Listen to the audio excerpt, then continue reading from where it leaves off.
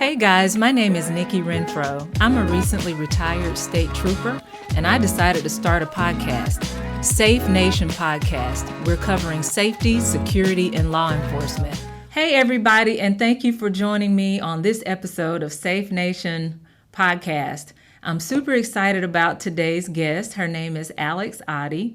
She is such a phenomenal woman. She is the current president, national president of Mothers Against Drunk Driving. Welcome, Alex, to Safe Nation. Thank you so much for having me.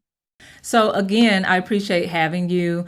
So your current position with Mothers Against Drunk Driving as national president, how did you come into that role? And tell us about your involvement with Mothers Against Drunk Driving. So I will say kind of as an accident, most national presidents prior to me had been mothers who lost children who were much older than me, and had lost someone rather than been critically injured. And so from that aspect, I didn't really think that the national president was a role that fit me. And so I was working for another nonprofit doing research federally funded by the US Coast Guard on drawing a parallel between boating under the influence and driving under the influence. I continued to volunteer for MADD, and the board reached out to me and asked if I was willing to put in for this position. And I called my then manager, who is one of my best friends, and said, I want you to know that I'm putting in for this, but they don't want me. I'm not going to get it, so don't worry about it. And here we are. So a little bit of an accident, but here we are. So your current term, it ends at the end of 2022. Is that correct? Yes. Okay. You served what is it, a 2-year term? Yes. Okay. Now, you said I think you're the perfect candidate for president. That's just me, because you have such a compelling story. Tell our listeners exactly what your experience was, because you had a direct effect from a impaired driver. Actually, it was a boater, correct? Yes, I came to MADD a little over 12 years ago for the same reason a lot of people do. The drunk driver who ran me over just happened to be driving a boat instead of a car. I was sitting still on a jet ski behind my dad's house on a lake here in Kentucky. My dad lives on a lake. I had been on the water for years, had my boating license for years. It was nothing out of the ordinary. I was sitting on the jet ski about 40 yards across the narrow lake from my mom and brother, waiting for them to dock our boat so that I could dock the jet ski and we could go up to the house for the evening. There was a 17-foot bass boat coming under a nearby bridge. I don't remember, but evidently I gave my mom a thumbs up to let her know I saw him and I wasn't going to move. When you get your boating license, they teach you that if a boat's coming towards you, don't try and anticipate where they're going to go. Just stay where you are and wait for them to pass. I was very near one side of the lake, and there are steep rock embankments on either side, so I stayed still and waited for him to continue down the middle. He was headed towards my mom and my brother. My mom screamed. He banked it to the left and never straightened up. The boat hit me from the side going over 60 miles per hour, threw me off the jet ski. I landed face down in the water. The boat went up over the jet ski and came down on top of my body. So I sustained severe, life-threatening, and lifelong injuries from head to toe, including a traumatic brain injury classified as shaken baby syndrome. My brain shook inside my head and started bleeding in 4 places, and they couldn't make it stop. I shattered my jaw, so my face is entirely metal from here to here. I have 3 plates and 12 screws in my face. Broke my neck, broke my collarbone, lacerated my liver, shattered both of my femurs because when I was thrown off the jet ski, I was holding on so tightly with my legs, presumably because I was scared, I don't remember, that when I was thrown off, I took the handlebars with me. If you spend any time around a jet ski, you know it's all one piece and isn't supposed to come apart. So they were unable to put my femurs back together, and I now have metal rods in place of bone in both my thighs. When the boat landed on top of me, the propeller landed on both of my legs. My left leg was under the water just enough that it only required stitches, and my right leg was completely severed by the propeller.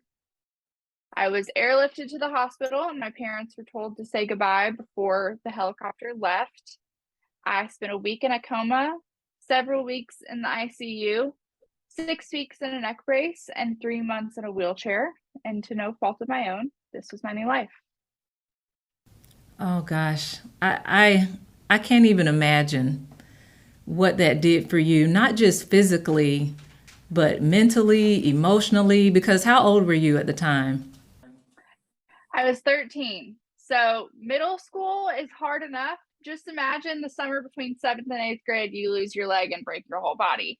That was not the middle school experience that I think anyone needs. I know. So, was there anyone else injured during this incident? No. So I was the only one on the jet ski. In the boat that ran me over, there were two drunk men and an 8-year-old boy. The boat hit me so hard that it sunk, but none of them were injured. This is None of them terrible. wore life jackets. I was the only one in the situation with a life jacket. So the 8-year-old is very blessed that he was okay. Because they didn't have any life jackets on the boat or anything. But I was the only person injured.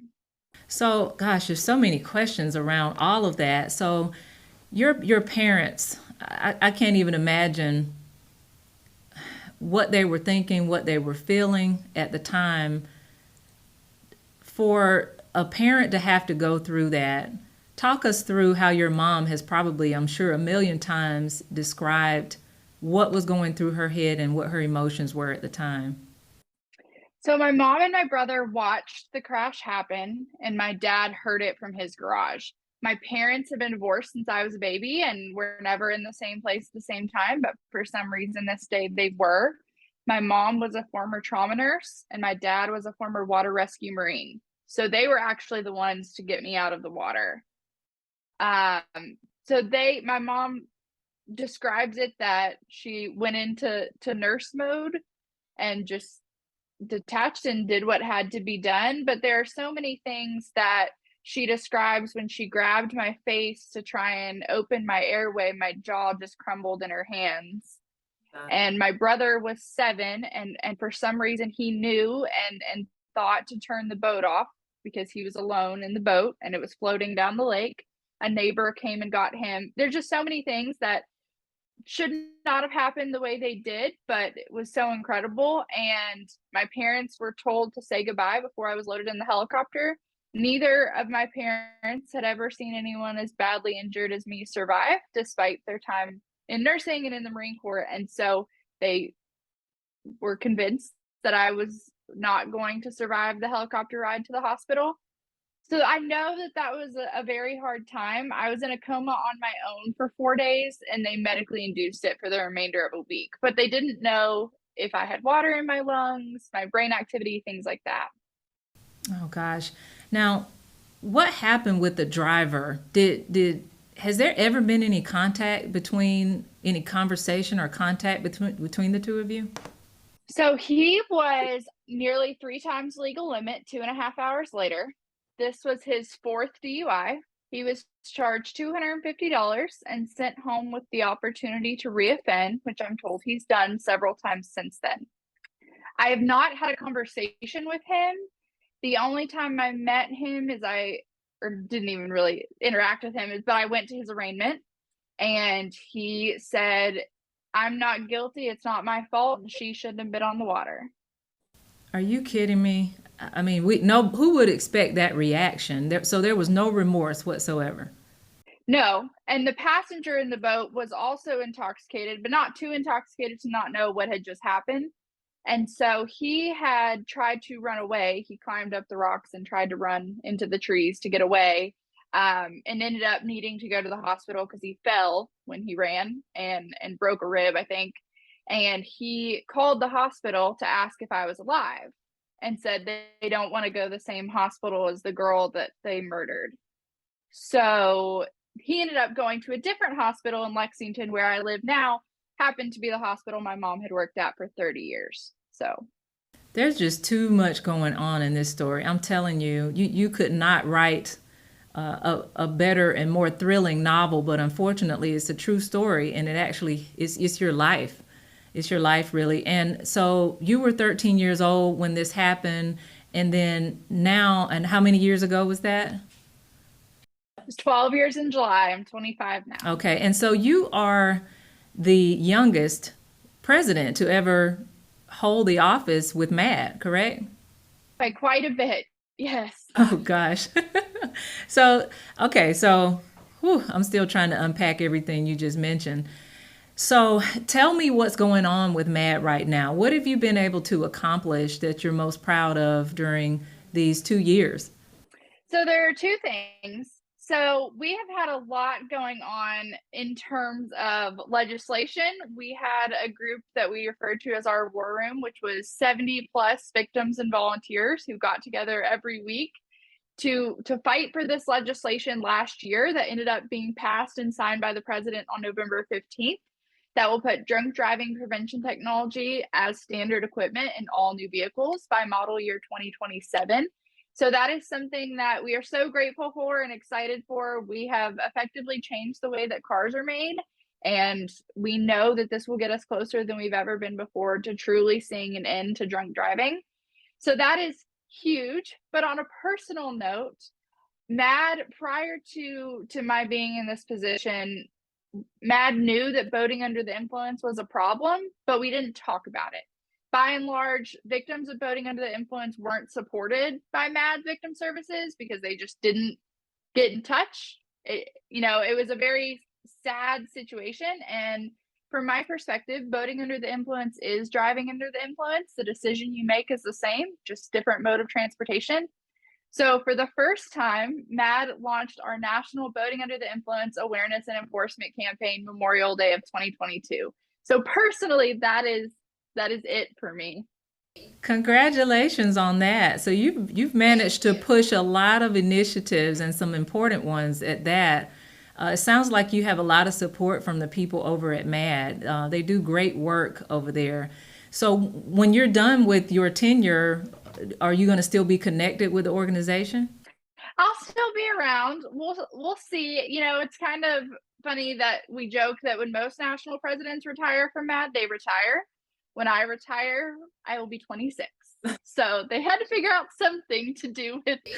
You are definitely goals. I'm telling you, you're goals for everybody. I don't know what I was doing at 26, but it wasn't running a national organization, that's for sure. On a personal note, your husband, he's in law enforcement. Is that correct? Yes. He's a special victims detective here in Kentucky. Imagine that. So he's a detective that deals with victims as well. Yes, and he knows I say this. I say he is a better detective because he's married to a victim. He understands the perspective, I think, a lot better than most. So I take a little bit of credit. just a little bit, just a little bit. So tell me, how can now MADD works directly with, they have this arm that works directly with law enforcement to make sure that law enforcement officers are educated, correct, and so that they are aware of what those statistics are surrounding impaired driving. So there's a great relationship there. But is there anything different or better that law enforcement officers need to do regarding those initiatives? What else can they do?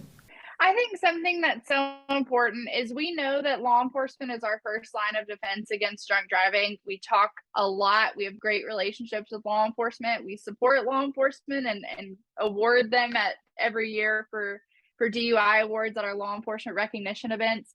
One thing that I see a lot in that I'm married into law enforcement and I just interact with a lot of law enforcement every day is that it's easy to get numb. And I think that's true within MADD too. You see so much tragedy all the time and you have to be able to turn it off a little bit in order to survive. But at the same time, I think it's really important for all of us, especially members of law enforcement who are seeing it all the time, to remember that each number, each crash statistic is a person with a story and a life and a future and hopes for tomorrow that they may not get to live through because of this one action of themselves or someone else. So I think it's really important for law enforcement to, as much as they can and still respecting their mental health, to realize that these are people and these are people's lives every single day, that they may be working a crash and not fully understand the magnitude that these are people. But I also think it's important for law enforcement to remember that you see victims of drunk driving and other violent crime on the absolute worst days of their lives and you don't get to see what happens after. I'm what happens after. That's so compelling, and you're right. It can be a numbing. It's a way to cope. I would argue that it's a coping mechanism sometimes. Having been a law enforcement officer, you have to sort of compartmentalize a great deal in doing the job because you see so much every day. Most people don't get to see that much tragedy, trauma every single day. So you have to file it back sometimes. And to your point, it can have the numbing effect because sometimes that's the only way you can kind of get up the next day and keep doing the job, honestly. So, yeah, absolutely. And then, so that's for law enforcement officers, but then just the general public, what is it that MADD wants the general public to know and maybe do to help? What I want people to understand is that we all have a responsibility to stop this. You don't have to be, we talk a lot about law enforcement and the laws that we've passed and victims sharing their story. You don't have to be a police officer or a legislator or someone with a personal story to care. And we all have a responsibility to make the right choice and ensure that those around us are too. Right. Excellent. So how do we get in touch with MADD? Where can we find out more information? What events are going on? Give us the scoop. Give us the tea. So I encourage you to reach out to your local MADD office. Most states have a local MADD chapter that has different programs and walks and victim services going on throughout the year. Otherwise, you can just go to madd.org. And if you want to reach out to me at MADD National President Alex Otte on Facebook, there are so many things that you can get involved in, and I would love to get you connected. If you don't have a local chapter, you can absolutely reach out to the national office and see other ways you can get involved there. Okay. Well, Alex, thank you so much for stopping by and sharing the information. I wish you all the best. You are the definition of what it looks like to push through a painful situation, but come out on the other end with a whole lot of purpose. So I just wish you the very best. Thank you so much. And I just want to say, because I know much of this audience is law enforcement, you can never imagine the lives that people will lead because you were there. But I can. So please continue to show up. Continue to know that we're here to support you, and thank you for everything you do. Oh, thank you for that. I appreciate it, and we appreciate that. Have a good day. Thank you. Sometimes our own personal experiences cause us to make certain decisions in life about our career paths. Many first responders who are currently doing the job, they're there because of stories like Alex. They may have been the victim of an impaired driver. They may have lost a loved one due to the negligence of an impaired driver. There are many of those stories out there. And so what they decided to do with that is turn it into good. They decided to become public servants themselves as first responders, as EMTs and medics, as law enforcement officers, as firefighters. They turned tragedy into good.